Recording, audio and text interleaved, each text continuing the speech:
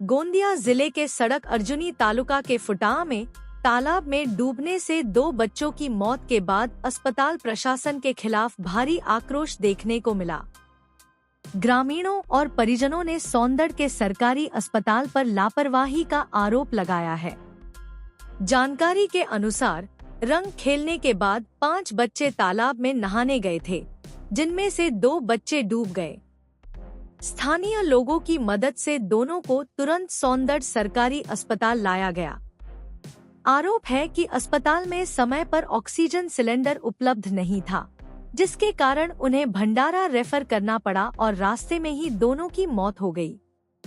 घटना के बाद अस्पताल के बाहर बड़ी संख्या में लोग जमा हो गए और डॉक्टर के निलंबन की मांग करने लगे। स्थिति बिगड़ने पर पुलिस को बल प्रयोग करना पड़ा। अस्पताल प्रशासन का कहना है कि प्राथमिक उपचार के बाद बच्चों को निजी एम्बुलेंस से भंडारा भेजा गया था, लेकिन रास्ते में उनकी मौत हो गई। मामा असून आज जे झालेली घटना आहे खूप दुर्दैवी घटना आहे। एवढा मोठा पांढरा हत्ती जवळपास 10-15 करोडचा तुमच्या सौंदड गावामध्ये बनलेला असेल आणि इथं 2000 रुपयाचा तुमच्या ह्या हॉस्पिटलमध्ये सिलेंडर नाही, ही खूप दुःखद घटना आहे। नमस्कार, मी डॉक्टर आशिष नाईक, वैद्यकीय अधीक्षक सौंदड। मी इथं ड्युटीला असताना डॉक्टर रणजित माझ्याकडे ऑन ड्युटी मेडिकल ऑफिसर आहेत। सकाळी 11 वाजताच्या सुमारास 2 मुलं सौंदडच्या तळ्यामध्ये बुडाले असं कळालं।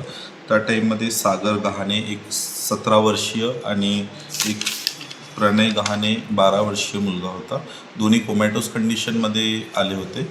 दोन्ही ड्राउनिंगमुळे त्यांची श्वास व्यवस्थित चालत नव्हतं। त्यांना रिससिटेट करून त्यांची तब्येत व्यवस्थित करून आपण त्या पेशंटला रुग्णवाहिकेने रेफर करण्याचा प्रयत्न केला, पण दोन्ही रुग्णवाहिका आपल्या पेशंटसोबत बिझी असल्यामुळे आपण त्यांना वेळेवर 108ची सुविधा न भेटल्यामुळे आपण त्यांना प्रायव्हेटच्या गाडीने पाठवण्यात आलं आणि प्रायव्हेटच्या गाडीमध्ये आपण ऑक्सिजनची सुविधासुद्धा उपलब्ध करून दिली।